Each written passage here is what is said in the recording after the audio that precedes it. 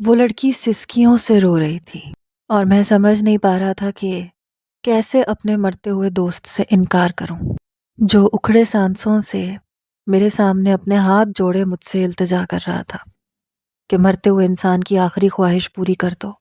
میں نے کہا افضل تم جذباتی ہو رہے ہو، لیکن وہ کہنے لگا کہ مجھے تم پہ پورا بھروسہ ہے، خدا کے لیے انکار مت کرو۔ میری بچی کو میرا بھائی برباد کر دے گا اور میں تم سے زیادہ کسی پر بھی بھروسہ نہیں کر سکتا۔ میرے مرنے کے بعد میرا بھائی محرم ہونے کا ناجائز فائدہ اٹھائے گا، اس لیے تم اس کے محرم بن جاؤ۔ خدا کے لیے مرتضیٰ میری بچی سے نکاح کر لو، مرتے ہوئے انسان کی آخری خواہش پوری کر دو، میری بچی کو بچا لو۔ میں افضل کے آنسوؤں کے سامنے بے بس سا ہو چکا تھا، اس لیے ہاسپٹل کے کمرے میں ہی مجھے اس کی بیٹی سے نکاح کرنا پڑا۔ نکاح کے بعد افضل بس چند گھنٹے ہی زندہ رہا۔ اپنے باپ کے مرنے پہ نور العین بہت روئی تھی، بار بار افضل کو ہلا رہی تھی، بابا آپ مجھے یوں چھوڑ کے نہیں جا سکتے، اٹھے بابا پلیز اٹھے۔ میں اس روتی ہوئی لڑکی کو چپ کروانے کی ہمت تک نہیں کر پا رہا تھا، جو مجھ سے آدھی عمر کی تھی۔ وہ رو رہی تھی، آنسو میں بھی بہا رہا تھا، لیکن اسے چپ نہیں کروا سکتا تھا۔ لیکن جب وہ اچانک سے بے ہوش ہو گئی تو بے ساختہ مجھے اسے دونوں بازوؤں سے پکڑنا پڑا۔ جلدی سے میں نے نرس نرس کر کے پکارا تو نرس آ گئی۔ نرس کی مدد سے ہی میں نے نور کو بیڈ پہ لٹایا۔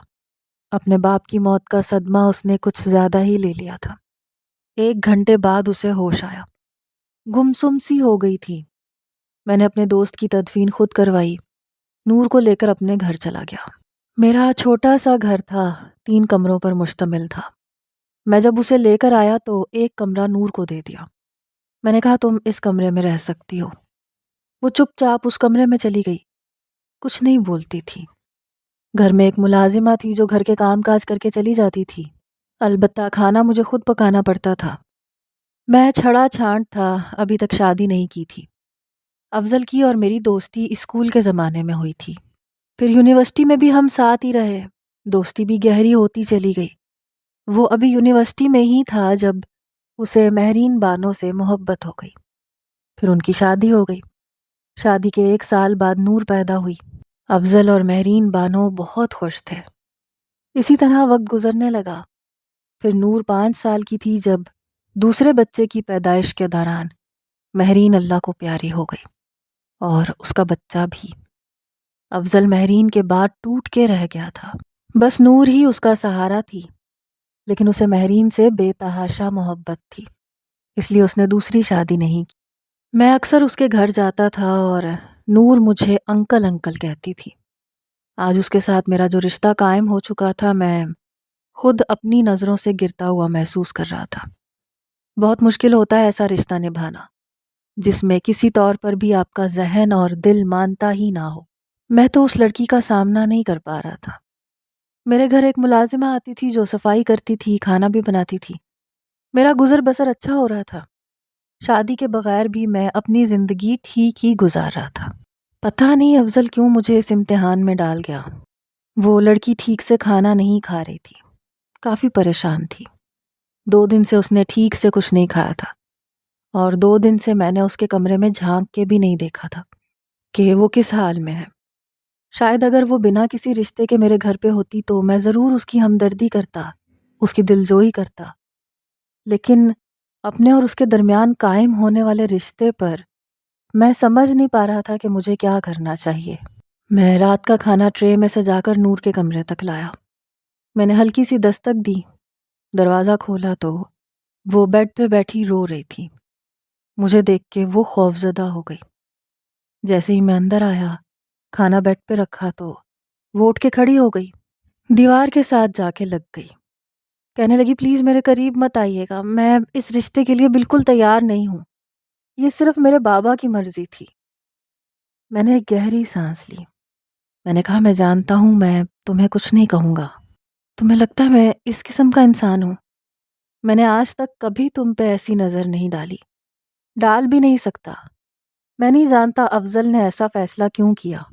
میں خود تم سے نظریں چرا رہا ہوں، لیکن دیکھو تم اس وقت بہت تکلیف میں ہو، میں تمہاری دلجوئی بھی نہیں کر سکتا، میں خود ایک عجیب الجھن کا شکار ہوں۔ یہ کھانا کھا لو، اپنا خیال رکھو اور پلیز رو نہیں۔ رونے سے اگر افضل واپس آ جاتا تو تمہارے آنسوؤں پر تڑپ کے واپس آ چکا ہوتا۔ کھانا کھاؤ پلیز۔ وہ کہنے لگی مجھے بھوک نہیں ہے، مجھے کچھ نہیں کھانا، اور میں نہیں کھاؤں گی تو میں مر جاؤں گی اور اپنے ماں باپ کے پاس چلی جاؤں گی۔ میں نے گہری سانس لی، اس کی جانب قدم بڑھائے، میں اس کے پاس آیا، اس کا ہاتھ پکڑا۔ وہ اپنا ہاتھ چھڑوانے کی کوشش کر رہی تھی لیکن میں نے نہیں چھوڑا۔ اسے بیڈ پہ بٹھایا، میں نے کہا یہاں بیٹھو، پھر اپنے ہاتھ سے اس کے آنسوؤں کو صاف کیا۔ وہ گھبرا رہی تھی۔ میں نے کہا مجھ سے گھبرانے کی، پریشان ہونے کی بالکل ضرورت نہیں ہے، میں کچھ نہیں کہوں گا تمہیں۔ میں نے اپنے ہاتھ سے نوالے بنا کر اسے زبردستی کھلائے۔ جب تک اس نے پوری روٹی نہیں کھائی میں وہیں بیٹھا رہا۔ بار بار کہہ رہی تھی بس کافی ہے اور بھوک نہیں لگ رہی، لیکن میں نے اسے کھانا کھلایا تھا۔ رات کو سونے سے پہلے ایک گلاس گرم دودھ بھی اسے پلایا۔ اب میں یہ کرتا تھا کہ اس کا خیال رکھتا تھا۔ مجھے اب ہر وقت نور کی فکر رہتی تھی۔ آفس میں بیٹھا اسے کئی بار فون کرتا، اس سے پوچھتا کہ نور تم ٹھیک تو ہو، ملازمہ کام کر کے چلی گئی؟ وہ کہنے لگی جی چلی گئی۔ میں نے کہا تمہاری فرمائش کا کھانا بنایا؟ کہنے لگی جی بنا دیا تھا۔ میں نے کہا دروازہ اچھے سے لاک کیا ہے نا؟ کہنے لگی جی اچھے سے لاک کر دیا ہے۔ میں نے کہا جب کوئی بھی دستک دے تم آگے سے جواب مت دینا جب تک کہ میں نہیں آ جاتا، تم باہر صحن میں مت آنا۔ کہنے لگی جی نہیں آتی، میں ویسے بھی اندر ہوں، اپنے کمرے میں ہوں، ٹی وی دیکھ رہی ہوں۔ میں نے کہا ٹھیک ہے، اچھا آتے ہوئے تمہارے لیے کیا لے کے آؤں؟ کہنے لگی جو چاہے لے آئیں۔ میں نے کہا پھر بھی تمہیں کچھ تو پسند ہوگا نا؟ کہنے لگی چاکلیٹ لے آئیں، مجھے وہ اچھی لگتی ہے۔ میں نے کہا ٹھیک ہے میں لے کے آتا ہوں، لیکن دیکھو دروازہ مت کھولنا، اور اگر کچھ بھی ہو یا تمہیں ڈر لگے تو فوراً سے فون کر کے مجھے بتا دینا۔ کہنے لگی جی میں بتا دوں گی۔ ابھی 1 مہینہ بھی نہیں گزرا تھا جب مجھے نور کا فون آیا۔ وہ بے تحاشا پریشان تھی۔ کہنے لگی مرتضیٰ پلیز واپس آ جائیں، مجھے بہت ڈر لگ رہا ہے۔ میں نے کہا کیا ہوا مجھے بتاؤ۔ کہنے لگی باہر چاچو آئے ہیں، وہ زور زور سے دروازہ پیٹ رہے ہیں، کہہ رہے ہیں دروازہ کھولو۔ یہ سن کے میرے ہوش اڑ گئے۔ میں نے کہا تم نے دروازہ بالکل نہیں کھولنا، میں بس ابھی آ رہا ہوں۔ وہ کہنے لگی جلدی آ جائیں، مجھے ڈر لگ رہا ہے، چاچو مجھے اپنے ساتھ لے جائیں گے۔ میں نے کہا ایسے کیسے لے جائیں گے، میں ہوں نا، تم بس اپنے کمرے کا دروازہ اچھے سے بند کر لو، کھڑکیاں بھی لاک کر لو اور دروازہ بھی۔ کہنے لگی میں نے سب کچھ لاک کر لیا، آپ جلدی آ جائیں۔ میں نے موبائل کان پر لگائے ہی اپنے مینیجر سے کہا کہ فیکٹری کو وہ دیکھ لیں، مجھے آج جلدی جانا ہے۔ میں نے کہا تم ایسا کرو، دیکھو میرے ساتھ فون پہ رہو، فون بند مت کرنا۔ کہنے لگی نہیں کرتی۔ میں اس کے ساتھ ہی باتیں کرتا ہوا، ساتھ میں رف ڈرائیو کرتا ہوا گھر پہنچا۔ گھر کے باہر اس کا چچا بڑے غصے سے پولیس اہلکار ساتھ لیے کھڑا تھا۔ میں گاڑی سے اترا تو مجھے غصے سے دیکھ رہا تھا۔ اس کے ساتھ ایک پولیس انسپکٹر تھا اور 2 پولیس اہلکار تھے۔ کہنے لگے او مسٹر، تم نے کیوں اس کی بھتیجی کو زبردستی اپنے گھر میں رکھا ہے؟ میں نے کہا میں نے تو کسی کو زبردستی نہیں رکھا۔ وہ انسپکٹر کہنے لگا اس شخص کا کہنا ہے کہ اس کی بھتیجی نور افضل تمہارے گھر پہ ہے۔ میں نے کہا نور افضل میرے گھر پر ضرور ہے لیکن وہ میری بیوی ہے۔ یہ کہتے ہوئے مجھے تھوڑی جھجک محسوس ہو رہی تھی۔ یہ سن کر اس کا چچا کہنے لگا بکواس کر رہا ہے، اتنی چھوٹی لڑکی کی شادی اس سے کیسے ہو سکتی ہے؟ یقیناً اس نے زبردستی سے شادی کی ہوگی۔ میں نے کہا آپ میرے ساتھ آئیں اور آپ پوچھ لیجئے نور سے۔ میں نے گھر کا دروازہ کھولا کیونکہ چابی میرے پاس بھی موجود تھی۔ جیسے ہی ہم لوگ گھر میں آئے میں نے نور کو پکارا۔ میری ایک پکار پہ اس کا دروازہ کھلا، لیکن جیسے ہی اس نے اپنے چچا کو دیکھا وہ گھبرا گئی۔ میں نے کہا نور تمہیں گھبرانے کی ضرورت نہیں ہے، ادھر آؤ میرے پاس۔ وہ میرے پاس آ گئی، میرا ہاتھ زور سے پکڑ لیا اور میرے پیچھے چھپنے لگی۔ کہنے لگی مرتضیٰ مجھے میرے چچا سے بچا لیں، مجھے ان کے ساتھ نہیں جانا۔ اس کی بات سن کر پولیس والے اس کو گھور کے دیکھنے لگے اور نور کا چچا نظریں چرانے لگا، کیونکہ اس کی نظر افضل کی جائیداد پر تھی، اس کے پیسے پر تھی، اور نور کو لے جانے کی وجہ بھی یہی تھی تاکہ وہ زبردستی اس سے سارے کاغذات سائن کروا سکے، کیونکہ افضل کا سب کچھ نور کا تھا۔ وہ مرنے سے پہلے ہر چیز نور کے نام لگا کے جا چکا تھا۔ وہ جانتا تھا کہ میں اس کی جائیداد پر نظر نہیں رکھوں گا، کبھی کچھ نہیں مانگوں گا، لیکن اگر کوئی بھی دوسرا ہوگا تو اس کی بیٹی کی جائیداد کی خاطر ہی اسے اپنائے گا اور جائیداد حاصل کر کے اسے اپنے ظلم کا نشانہ بنائے گا۔ اس کا چچا نور سے پیار جتانے لگا، کہنے لگا بیٹا تم کسی کی دھمکیوں میں مت آؤ، ادھر آؤ میرے پاس، یہ تمہیں دھمکا رہا ہے، ڈرا رہا ہے، تم پولیس انکل کو سب کچھ بتا دو، یہ اتنا بڑا ہے، تم سے تمہاری اس کے ساتھ شادی کیسے ہو سکتی ہے؟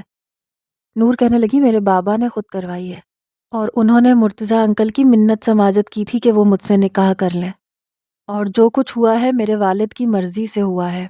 اس کا چچا کہنے لگا کہ یہ نکاح نہیں ہو سکتا، تم ابھی 18 سال کی نہیں ہوئی ہو، کیسے ہو سکتا ہے نکاح؟ میری بچی تمہارا اس انسان کے ساتھ رہنا ٹھیک نہیں ہے۔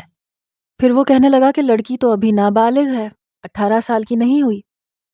میں نے کہا لیکن اسلامی لحاظ سے اس کا ولی یہ حق رکھتا ہے کہ اس کا جس سے چاہے نکاح کر دے، اور آپ اس لڑکی کے منہ سے سن چکے ہیں کہ اس کا نکاح اس کے ولی کی مرضی سے ہوا ہے۔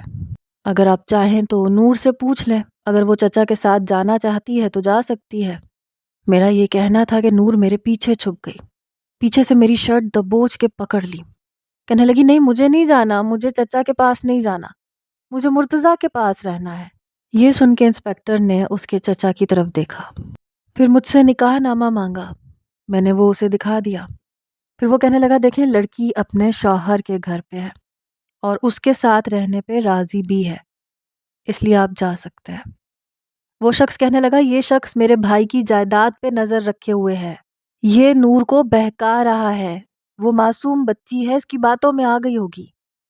انسپکٹر کہنے لگا دیکھیں میں نہیں جانتا کہ کیا ہے اور کیا نہیں ہے، لیکن یہ لڑکی سب کے سامنے اس بات کا اعتراف کر رہی ہے کہ وہ خوش ہے یہاں اور آپ کے ساتھ جانے سے انکار کر رہی ہے، میں کچھ نہیں کر سکتا، آپ اس لڑکی کا پیچھا چھوڑ دیں اور جائیں یہاں سے۔ انسپکٹر اور اس کا چچا جا چکا تھا، میں نے سکون کا سانس لیا، میں نے کہا نور اب تمہیں گھبرانے کی ڈرنے کی کوئی ضرورت نہیں، اور تمہارا چچا تمہارا کچھ نہیں بگاڑ سکتا۔ وہ میرا ہاتھ اپنے دونوں ہاتھوں سے جکڑ چکی تھی، وہ برف کی مانند ٹھنڈی تھی، کہنے لگی آپ کو نہیں پتا یہ پھر آئیں گے، یہ دوبارہ خود آئیں گے۔ وہ ڈری ہوئی تھی، پتہ نہیں کب اور کیسے میں نے اسے اپنے پہلو سے لگا لیا، میں نے کہا کچھ نہیں ہوتا، میں ہوں نا، مجال ہے کوئی تمہیں کچھ کہہ دے۔ وہ بھی میرے بالکل ساتھ لگ گئی، شاید ڈری ہوئی تھی، کم عمر تھی، اس لیے بہرحال پہلی بار میرے دل کو کچھ الگ سا ہوا تھا، ایک جھٹکا سا لگا تھا، لیکن میں فوراً سے سنبھل گیا تھا، نور کی کمر پر سے اپنا ہاتھ ہٹا لیا تھا، وہ ابھی بھی میرے کندھے کے ساتھ سر رکھے ہوئے تھی۔ میں نے کہا اچھا چلو شاباش، ڈرو مت۔ میں نے اپنے ہاتھ اس کے دونوں ہاتھوں سے چھڑوائے، پھر اسے صوفے پہ بٹھا دیا۔ میں نے کہا تم نے کھانا کھایا ہے؟ کہنے لگی نہیں، ڈر لگ رہا تھا۔ میں نے کہا کم آن نور، بہادر بنو، اس طرح تو تمہارا گزارا نہیں ہو سکتا، ساری زندگی ڈر ڈر کے نہیں رہ سکتی۔ پھر میں نے اسے کھانا گرم کر کے دیا، میرے سامنے اس نے کھانا کھایا۔ وقت یوں ہی گزرنے لگا۔ جب وہ 12ویں جماعت میں آئی تو مجھ سے کافی بے تکلف ہو چکی تھی، اپنی ہر بات مجھ سے کہہ دیتی تھی۔ افضل کی وہ اکلوتی بیٹی تھی، اس لیے اسے کسی کام کی عادت نہیں تھی۔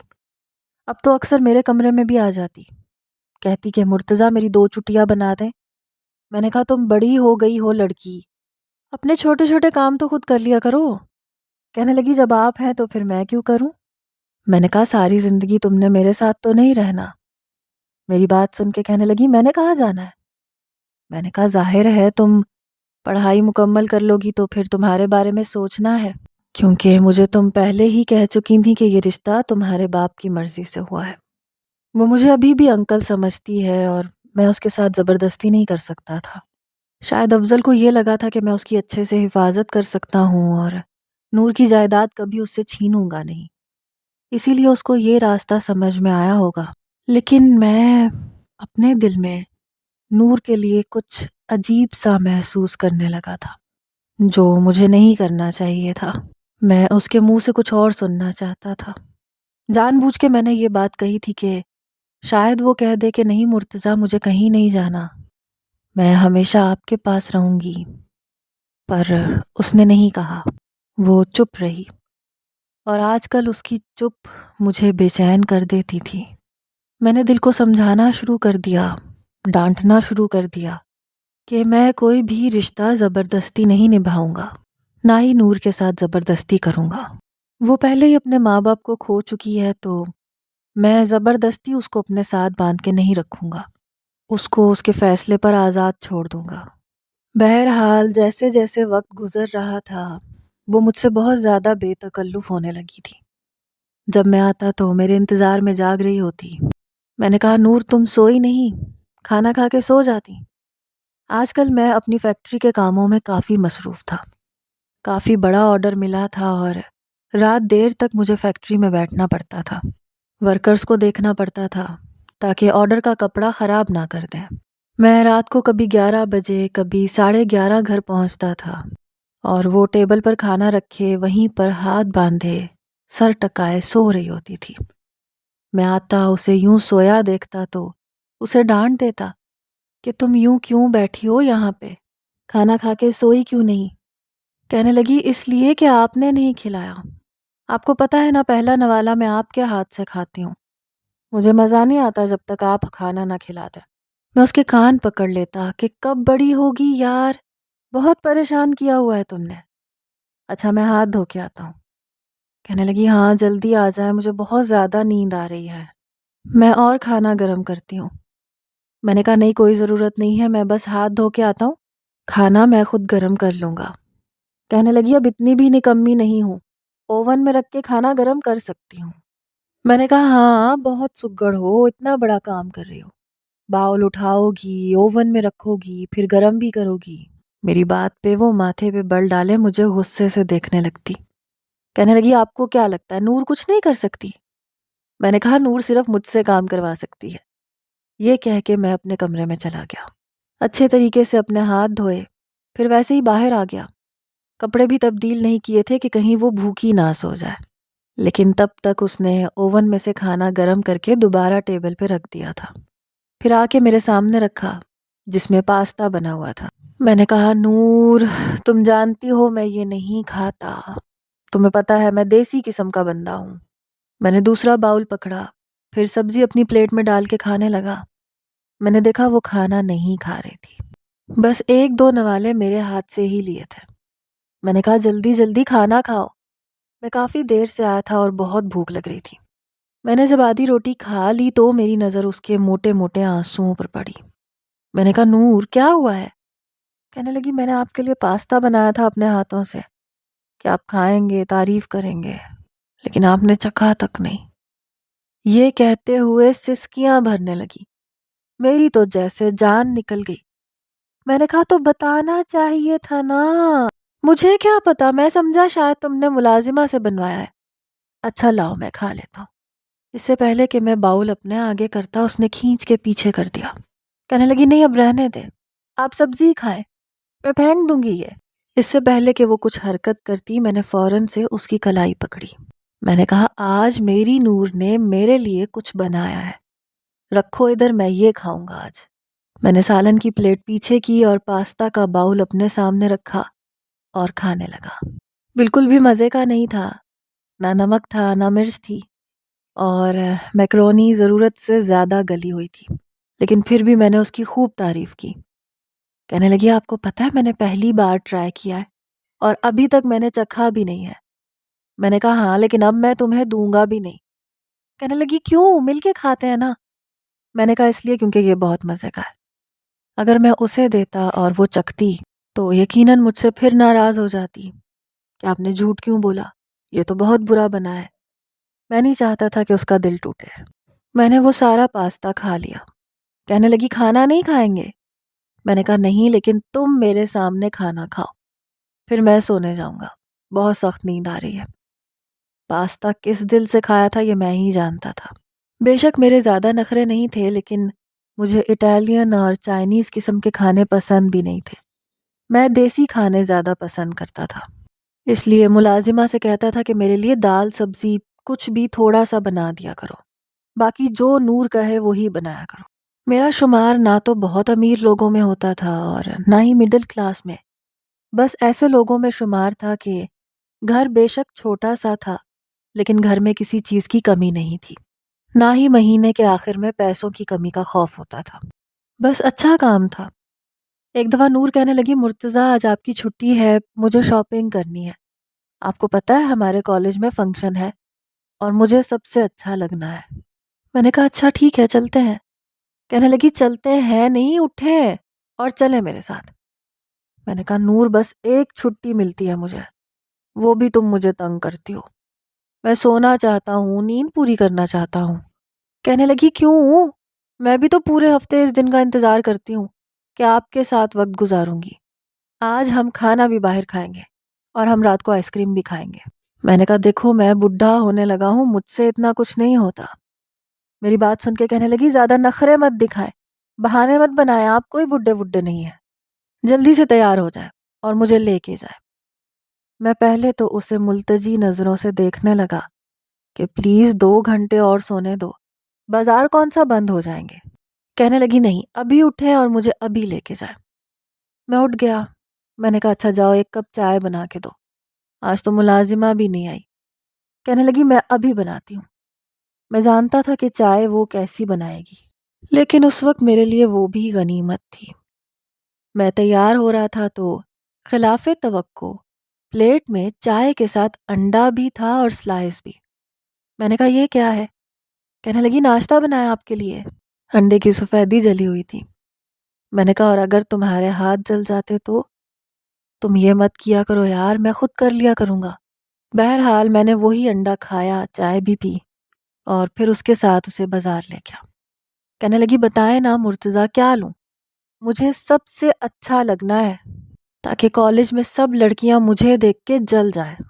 میں نے کہا تم تو ویسے بھی بہت پیاری ہو، تمہیں دیکھ کر ویسے بھی سب جل جائیں گی، خاک ہو جائیں گی، اس لیے کچھ بھی پہن لو۔ لڑکیوں کے معاملے میں میری چوائس بالکل زیرو تھی۔ یہ نہیں پتا تھا کہ کیسے کپڑے لڑکیاں پسند کرتی ہیں یا انہیں کیسے کپڑے پہننے اچھے لگتے ہیں۔ نہ بیوی تھی نہ کوئی بیٹی تھی، میں کیا بتا سکتا تھا اسے۔ کہنے لگی پھر بھی بتائے نا کیا پہنوں۔ وہاں پہ ایک میکسی تھی لائٹ پنک کلر کی، کافی خوبصورت تھی لیکن فینسی بھی تھی۔ اب مجھے کیا پتا کہ کالج کے فنکشن کے حساب سے وہ مناسب نہیں ہے۔ میں نے کہا یہ بہت پیاری ہے، یہ تم پہ بہت اچھی لگے گی، یہ خرید لو۔ میری بات سن کے وہ مجھے حیرت سے دیکھنے لگی۔ کہنے لگی یہ انگیجمنٹ ڈریس ہے، میری منگنی تھوڑی نہ ہو رہی ہے۔ میں نے کہا دیکھو مجھے واقعی نہیں پتا۔ کہنے لگی اچھا ٹھیک ہے۔ پھر اس نے 2 سوٹ نکالے، اپنے ساتھ لگانے لگی۔ کہنے لگی بتائیں زیادہ اچھا کیا لگ رہا ہے، یہ میرون والا یا یہ بلو والا؟ مجھے تو وہ ہر رنگ میں اچھی لگتی تھی۔ میں نے کہا دونوں اچھے لگ رہے ہیں، تم دونوں خرید لو۔ کہنے لگی دونوں تو نہیں پہنوں گی نا، بتائے نا۔ نیلا اس پہ زیادہ اٹھ رہا تھا۔ میں نے کہا یہ لے لو، اس میں تم بہت پیاری لگو گی۔ وہ مسکرانے لگی، پھر جیولری لیتے ہوئے بھی مجھ سے پوچھتی رہی بتائیں یہ میچنگ ہے کہ نہیں۔ زبردستی میری پسند کی ساری چیزیں اس نے لی۔ جس دن فنکشن پہ جانا تھا اس دن خوب تیار ہوئی۔ میں تو ایک دم سے نظریں ہٹانا بھول گیا، لیکن پھر جلدی سے نظریں جھکا لیں۔ کہنے لگی بتائیں نا میں کیسی لگ رہی ہوں۔ میں نے کہا مت پوچھو۔ کہنے لگی کیوں نہ پوچھوں، بتائیں تو کیسی لگ رہی ہوں۔ میں نے کہا جیسی لگ رہی ہو میں بتا نہیں سکتا۔ پہلی بار پتہ نہیں کیوں مجھے کچھ ہوا تھا۔ میں نے اسے بازو سے پکڑ کے اپنے قریب کیا اور اس کے ماتھے پہ بوسہ دیا۔ آج دل کی حالت بڑی عجیب تھی۔ میرے اس عمل پہ وہ گھبرا کے پیچھے ہٹی تھی، کیونکہ اب چھوٹی تو نہیں تھی، فائنل ایئر میں پڑھ رہی تھی۔ وہ گھبراتے ہوئے کمرے سے باہر چلی گئی اور مجھے اپنی غلطی کا احساس بعد میں ہوا۔ اس کے بعد شرمندگی سی ہونے لگی کہ مجھے اس کے ساتھ ایسے نہیں کرنا چاہیے تھا۔ کیا سوچ رہی ہوگی میرے بارے میں کہ میں جان بوجھ کے اس پہ اپنا حق جتا رہا ہوں۔ کچھ دیر تو شرمندگی کے مارے میں کمرے سے ہی باہر نہیں نکل سکا۔ پھر اس کی آواز پہ جانا پڑا۔ کہنے لگی مرتضیٰ مجھے دیر ہو رہی ہے۔ میں باہر آیا، نظریں چراتا ہوا گاڑی میں بیٹھ گیا۔ وہ فرنٹ سیٹ پر میرے ساتھ ہی بیٹھتی تھی۔ میں نے اسے اس کے کالج چھوڑ دیا۔ وہ جب واپس آئی تو پورے راستے پٹر پٹر بولتی رہی، کہنے لگی آپ کو پتہ ہے میری سب نے تعریف کی تھی، میرے پروفیسرز نے، میری کلاس فیلوز نے، میری دوستوں نے، آپ نے مجھے بہت زبردست سوٹ لے کے دیا تھا۔ میں نے کہا ٹھیک ہے، پتہ نہیں کیوں میں کترا رہا تھا۔ ایک بار میں جلدی گھر آ گیا، فیکٹری میں زیادہ کام نہیں تھا، لیکن جیسے ہی چابی سے دروازہ کھول کے گھر پہ آیا تو نور فون پہ کسی سے بات کر رہی تھی۔ میں اس کا کمرہ کھول کر اسے بلانے آیا تھا کہ کھانا کھایا ہے یا نہیں، لیکن اس کا دھیان مجھ پہ نہیں تھا۔ وہ میری طرف پیٹھ کیے بیٹھی تھی، کہنے لگی ہاں ہاں کر لوں گی بات تو مجھے کرنی ہے، بات نہیں کروں گی بلکہ تمہیں ملوا بھی دوں گی۔ مجھے پتا ہے مرتضیٰ کو کوئی اعتراض نہیں ہوگا، وہ بہت اچھے ہیں اور تم بھی انہیں بہت اچھے لگو گے۔ تم مرتضیٰ کو جانتے نہیں ہو رضوان، وہ بہت اچھے ہیں، انہوں نے آج تک کبھی مجھ پہ یہ احسان نہیں جتایا کہ میں ان کے پاس رہتی ہوں، انہوں نے تو کبھی اپنا رشتہ تک نہیں جتایا، بلکہ انہوں نے کہا تھا کہ وہ مجھے کچھ نہیں کہیں گے۔ مجھے پتا ہے تم بھی انہیں بہت پسند آؤ گے۔ یہ بات سن کے میرے قدم وہیں پر جم گئے تھے۔ میں جو اس کے لیے چاکلیٹ لایا تھا وہ اپنے ہاتھوں میں بے معنی سی لگ رہی تھی۔ میں نے دھیرے سے اس کا دروازہ بند کیا، چاکلیٹ سامنے رکھے ٹیبل پہ رکھ دی اور اپنے کمرے میں چلا گیا۔ اس کا مطلب کہ وہ اپنے لیے کسی اور ساتھی کو منتخب کر چکی تھی، مجھ سے ملوانا چاہتی تھی۔ میرے لیے یہ بہت بڑا کڑا امتحان تھا، لیکن مجھے دینا تھا، لیکن یہ سمجھ نہیں آ رہی تھی کہ دوں گا کیسے۔ پچھلے 4 سال سے وہ میرے پاس تھی، نہ چاہتے ہوئے بھی میرے دل میں بہت الگ مقام پیدا کر چکی تھی۔ میری آنکھوں سے نہ چاہتے ہوئے بھی آنسو بہہ رہے تھے۔ جب میرے دروازے پہ دستک ہوئی تو میں جانتا تھا کہ نور ہوگی۔ اس نے دروازہ کھولا تو بہت مسکرا رہی تھی، اپنے ہاتھ میں وہی چاکلیٹ پکڑی تھی۔ کہنے لگی آپ کو یاد تھا؟ میں نے کہا ہاں یاد تھا۔ پھر اس نے ایک چاکلیٹ کھول کے میری طرف بڑھائی، کہنے لگی یہ آپ کھائیں۔ میں نے کہا نہیں میں نہیں کھاؤں گا۔ کہنے لگی کیوں کیا ہوا؟ میں نے کہا میرا کولیسٹرول لیول بڑھ جائے گا، شوگر بھی بارڈر لائن پہ ہے، بوڑھا ہو گیا ہوں نا اس لیے۔ یہ بات سن کر اس نے پھر وہی جملہ دہرایا، کہنے لگی آپ بوڑھے نہیں ہیں، اپنے آپ کو بار بار بوڑھا مت کہا کریں۔ میں نے کہا جو سچ ہے وہ ہے، بڑھاپے پہ قدم تو رکھ چکا ہوں، بالوں میں سفیدی آنے لگی ہے۔ کہنے لگی اس لیے کیونکہ آپ ڈائی نہیں کرواتے۔ یہ کہتے ہوئے وہ چاکلیٹ کھانے لگی، ساتھ میں بڑے بڑے ٹکڑے زبردستی میرے منہ میں بھی ڈال رہی تھی۔ پھر کہنے لگی مجھے آپ سے بہت ضروری بات کرنی ہے۔ اس کی یہ بات سن کے میرا دل زور سے دھڑک رہا تھا۔ میں نے کہا کیا بات کرنی ہے؟ کہنے لگی بات نہیں کرنی، آپ کو ملوانا ہے کسی سے۔ یہ کہتے ہوئے اس کے چہرے پر بہت سے رنگ آ جا رہے تھے۔ میں نے کہا کس سے؟ کہنے لگی ایک لڑکے سے۔ مل لیں گے نا آپ اس سے؟ میں نے کہا میں ٹائم نکال کے تمہیں بتا دوں گا۔ کہنے لگی ٹھیک ہے۔ یہ کہتے ہوئے وہ کمرے سے باہر چلی گئی۔ میں نے 1 ہفتہ لگایا تھا خود کو سنبھالنے کے لیے، اس لڑکے سے ملنے کے لیے میں خود کو تیار کر چکا تھا۔ پھر میں نے نور سے کہا کہ اس لڑکے سے کہو کہ مجھ سے ملے۔ میں چاہتا تھا کہ اس سے بات کروں گا، پھر اس سے کہوں گا کہ اپنے بڑوں کو اور اپنے باپ کو لے کے آئے۔ اگلے روز شام کو وہ نوجوان گھر پہ آ چکا تھا۔ آج چھٹی تھی، میں گھر پہ ہی تھا۔ اس نوجوان کو دیکھ کر میرے دل کو کچھ ہوا تھا، کیونکہ کافی خوش شکل نوجوان تھا۔ نور سے شاید 2 سال ہی بڑا ہوگا۔ نور بھی آ کے بیٹھ گئی۔ میں نے کہا نور آپ یہاں سے جاؤ۔ تو کہنے لگی کیوں میں نہیں بیٹھ سکتی؟ میں نے کہا نہیں تم نہیں بیٹھ سکتی، جاؤ اپنے کمرے میں جاؤ۔ نور اپنے کمرے میں چلی گئی، دروازہ بھی بند کر لیا۔ میں اس نوجوان کو ڈرائنگ روم میں لے گیا، ڈرائنگ روم کا دروازہ بھی بند کر دیا۔ میں نے کہا بیٹھو، وہ بیٹھ گیا۔ میں نے کہا میں جانتا ہوں کہ تم کیا بات کرنا چاہتے ہو۔ وہ کہنے لگا ہاں شاید نور نے آپ کو بتا دیا ہوگا۔ میں نے کہا نور نے کچھ نہیں بتایا، لیکن میں خود بہت کچھ سمجھ گیا ہوں۔ کہنے لگا دیکھیں میں نور کو بتا چکا ہوں کہ ابھی اس کی بات یہیں تک تھی جب میں نے کہا کہ یہ بات تمہارے بڑوں کو کرنی چاہیے، اپنے ہی رشتے کی بات تم خود کرنے آئے ہو، مجھے بہت عجیب لگ رہا ہے۔ کہنے لگا کیا مطلب؟ میں نے کہا دیکھو جو کچھ میرے اور نور کے بیچ میں ہے اسے نہ ہونے کے برابر سمجھو۔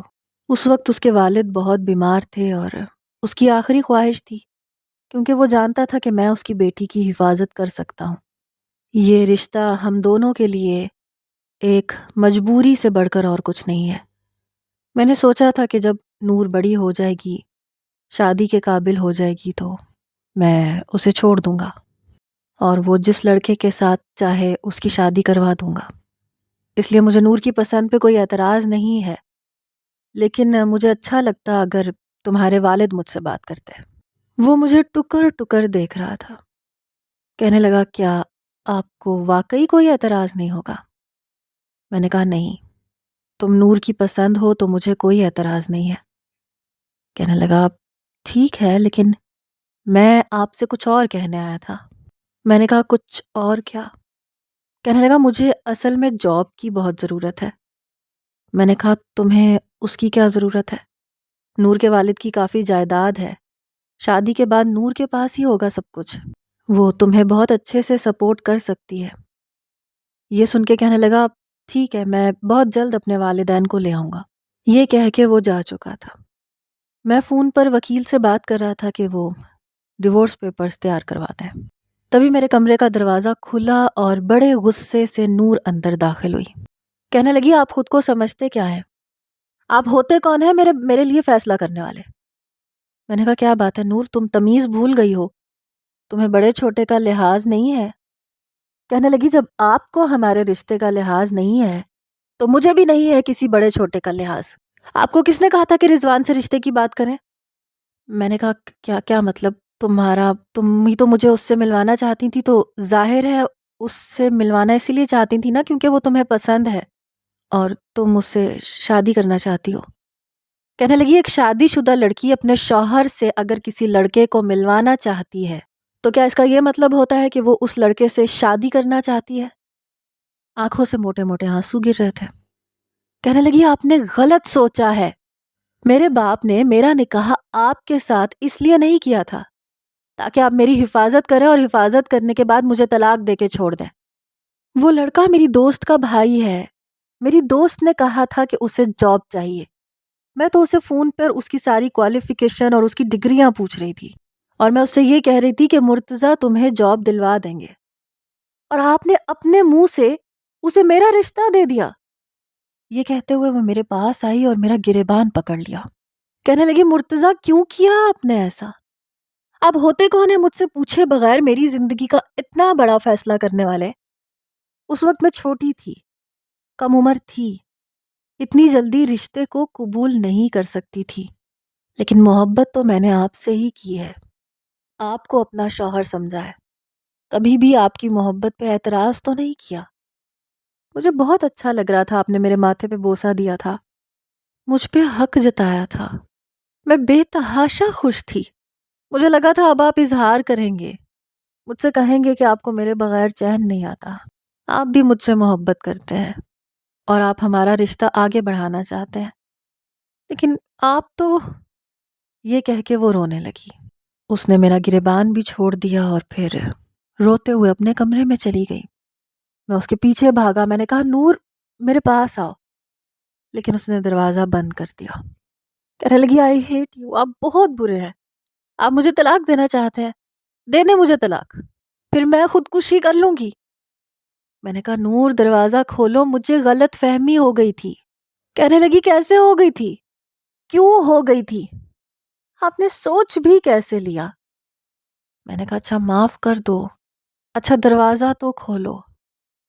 1 گھنٹہ منت سماجت کروانے کے بعد اس نے دروازہ کھولا، رو رو کے اپنی آنکھیں لال کر چکی تھی، پھر میرے ساتھ آ لگی اور میں یہ سمجھ نہیں پا رہا تھا کہ اسے اپنی خوش قسمتی کہوں یا اپنے صبر کا پھل۔